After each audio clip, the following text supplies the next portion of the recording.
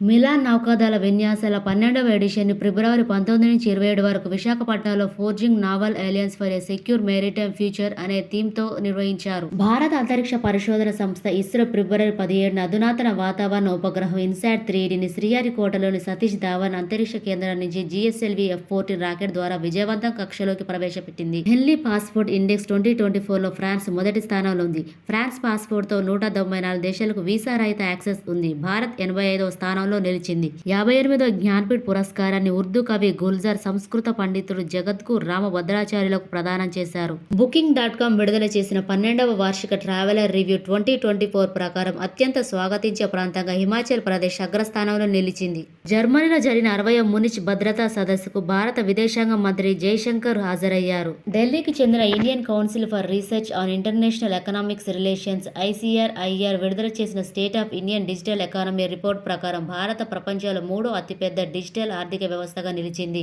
మొదటి 2 స్థానాలు America, China ఉన్నాయి. దేశంలో తొలి మహిళా పిచ్ క్యూరేటర్గా జసిందా కళ్యాణ్ చరిత్ర సృష్టించింది. అంతర్జాతీయ సౌర కుటుంబంలో చేరి 119వ దేశం మాల్టా. భారత్, మాల్దీవ్స్, శ్రీలంక దేశాల త్రైపాక్షిక నౌకా విన్యాసాల 16వ ఎడిషన్ దోస్తీ 16ను ఫిబ్రవరి 22-25 తేదీల్లో మాల్దీవుల్లో నిర్వహించారు. దేశంలో అతి పొడుగైన తీగల వంతెన సుదర్శన్ సేతును ప్రధాని నరేంద్ర మోదీ ద్వారకాలో ప్రారంభించారు. ఓకా బెట్ ద్వారకా ద్వీపాలను కలుపుతూ 232 కిలోమీటర్లు 970 కోట్లతో దీన్ని నిర్మించారు. యునైటెడ్ నేషన్స్ ఆర్గనైజేషన్ ప్రధాన న్యాయ వ్యవస్థ అయిన నెదర్లాండ్స్లోని హేగ్లో ఉన్న అంతర్జాతీయ న్యాయస్థానం నూతన అధ్యక్షుడిగా లెబనాన్కు చెందిన నవాబ్ సలాం ఎన్నికయ్యారు. దేశంలోని అత్యధిక చిత్తడి నేలలున్న రాష్ట్రం తమిళనాడు. తమిళనాడులో 16 రామ్సార్ సైట్లు ఉన్నాయి. ఇళ్ల పైకప్పులపై సోలార్ ప్యానెల్స్ ఏర్పాటు చేసుకుని సోలార్ ఎనర్జీ పొందడానికి కేంద్ర ప్రభుత్వం ఒక్క ఇంటికి గరిష్టంగా 78,000 రాయితీగా ఇవ్వాలని నిర్ణయించింది. 2023-24 నుంచి 2026-27 వరకు 4 ఏళ్లు నడిచే పీఎం సూర్యఘర్ ఉచిత విద్యుత్ పథకంకు కేంద్రం 75,000 కోట్లను కేటాయించింది. రష్యాకి చెందిన కాస్మోనెట్ ఓలెగ్ కోనోనెంకో అంతరిక్షంలో అత్యధిక సమయం గడిపిన వ్యక్తిగా ప్రపంచ రికార్డు సృష్టించాడు. అంతర్జాతీయ ఖగోళ యూనియన్కి చెందిన ఖగోళ శాస్త్రవేత్తలు యురేనస్ చుట్టూ తిరుగుతున్న ఒక కొత్త ఉపగ్రహాన్ని, నెప్ట్యూన్ చుట్టూ తిరుగుతున్న 2 కొత్త ఉపగ్రహాలను కనుగొన్నారు. దీంతో యురేనస్ ఉపగ్రహాల సంఖ్య 28కి, నెప్ట్యూన్ ఉపగ్రహాల సంఖ్య 16కు చేరింది. కొచ్చిలోని ఐఎన్ఎస్ గరుడ వద్ద MH-60R సీహాక్ హెలికాప్టర్ను మార్చి 6న భారత నావికా దళం ప్రారంభించింది. ఫిబ్రవరిలో అమెరికా ప్రభుత్వంతో కూర్చుకున్న 24 విమానాల ఫారెన్ మిలిటరీ సేల్స్ ఒప్పందంలో భాగంగా దీన్ని కొచ్చిలో ఏర్పాటు చేశారు.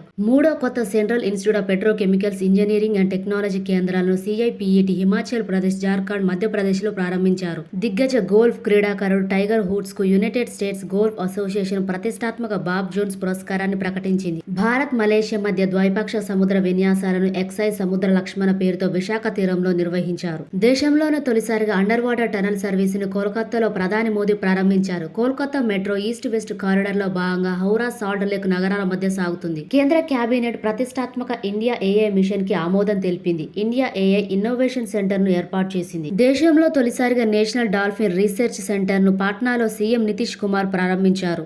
వరల్డ్ హ్యాపీనెస్ రిపోర్ట్ 2024 ప్రకారం వరుసగా 7వసారి ఫిన్లాండ్ ప్రపంచంలోని అత్యంత సంతోషకరమైన దేశంగా నిలిచింది. భారత్ 126వ స్థానంలో ఉంది. ఆఫ్ఘనిస్తాన్ చివరి స్థానంలో ఉంది. 2014 నుంచి 2024 మధ్య కాలంలో భారత్ మొబైల్ ఫోన్ల ప్రొడక్షన్ లో 2వ అతిపెద్ద ఉత్పత్తిదారుగా నిలిచింది. Board of control for cricket in India కార్యదర్శి జైషా వరుసగా 3వసారి ఆసియా క్రికెట్ కౌన్సిల్ అధ్యక్షుడిగా ఏకగ్రీవంగా ఎన్నికయ్యారు. భారత నావికా దళం 2024 నేవల్ సివిలియన్ సంవత్సరంగా ప్రకటించింది.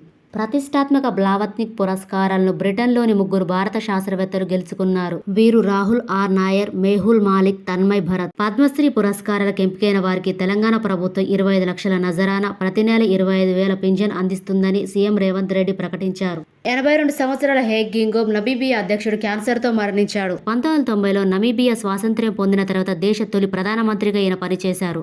ఎల్ సాల్వడార్ అధ్యక్షుడిగా నయీం బుకలే తిరిగి 2వసారి ఎన్నికయ్యారు. తొలిసారిగా 2019 జూన్ 1న ఈయన ఈ దేశ 47వ అధ్యక్షుడిగా బాధ్యతలు చేపట్టారు. సరిహద్దు భద్రత చర్యల బలోపేతమే లక్ష్యంగా 1643 కిలోమీటర్ల పొడవున్న ఇండో మయన్మార్ సరిహద్దుకు కంచె వేయాలని కేంద్రం నిర్ణయించింది. అస్సాంలో బ్రహ్మపుత్ర నది వరదలు, నది ఒడ్డు కోత ప్రమాదాలను పరిష్కరించడానికి ఆసియా అభివృద్ధి బ్యాంకు ADB $200 మిలియన్ రుణం ఇచ్చేందుకు కేంద్ర ప్రభుత్వంతో ఒక ఒప్పందం కూర్చుకుంది. 2024 వరల్డ్ గవర్నమెంట్ సమ్మిట్ ను ఫిబ్రవరి 12 నుంచి 14 తేదీల్లో దుబాయ్లో నిర్వహించారు. షేపింగ్ ది ఫ్యూచర్ గవర్నమెంట్స్ అనే థీమ్తో నిర్వహించిన ఈ సదస్సు గౌరవ అతిథులుగా భారత్, తుర్కీ, ఖతర్ దేశాలు హాజరయ్యాయి. 7వ హిందూ మహాసముద్ర సదస్సును ఆస్ట్రేలియాలోని పెర్త్లో నిర్వహించారు. Towards a stable and sustainable Indian ocean అనేది ఈ సదస్సు థీమ్. భారతీయ స్టాక్ ఎక్స్చేంజీలలో రూపాయి 20 లక్షల కోట్లు మార్కెట్ క్యాపిటలైజేషన్ మార్కును అధిగమించిన తొలి కంపెనీగా రిలయన్స్ ఇండస్ట్రీస్ లిమిటెడ్ ఘనత సాధించింది. ప్రధానమంత్రి నరేంద్ర మోదీ ఫిబ్రవరి 14న అబుదాబిలో నిర్మించిన తొలి హిందూ రాతి ఆలయాన్ని ప్రారంభించారు. 700 కోట్ల ఖర్చుతో బాబ్స్ స్వామినారాయణ సంస్థ ఈ దేవాలయాన్ని నిర్మించింది. ప్రపంచంలో 3వ అతిపెద్ద ఆర్థిక వ్యవస్థగా జర్మనీ అవతరించింది. 3వ స్థానంలో ఉన్న జపాన్లో మాంద్యం, కరెన్సీ యెన్ విలువ తరుగుదల నేపథ్యంలో 4వ స్థానంలో ఉన్న జర్మనీ 3వ స్థానానికి చేరుకుంది. దేశంలోనూ తొలిసారిగా హెలికాప్టర్ ఎమర్జీ మెడికల్ సర్వీసెస్ను ఉత్తరాఖండ్లో ప్రారంభించాలని కేంద్ర ప్రభుత్వం నిర్ణయించింది. బుర్గుండి ప్రైవేట్ హురూన్ ఇండియా 500 జాబితా ప్రకారం ఆధార్ పూనావాలా నేతృత్వంలోని సీరం ఇన్స్టిట్యూట్ ఆఫ్ ఇండియా రూపాయలు 1.92 లక్షల కోట్ల విలువతో భారతదేశపు అత్యంత విలువైన అన్లిస్టెడ్ కంపెనీగా నిలిచింది. రక్షణ మంత్రి రాజ్నాథ్ సింగ్ నేతృత్వంలోని డిఫెన్స్ అక్విజిషన్ కౌన్సిల్ ఫిబ్రవరి 16న 84,560 కోట్ల విలువైన రక్షణ పరికరాల కొనుగోలుకు ఆమోదం తెలిపింది. స్వలింగ వివాహాలను చట్టబద్ధం చేయడంతో పాటు స్వలింగ జంటలకు సమాన తల్లిదండ్రుల హక్కులను కల్పిస్తూ గ్రీస్ ప్రభుత్వం నిర్ణయం తీసుకుంది.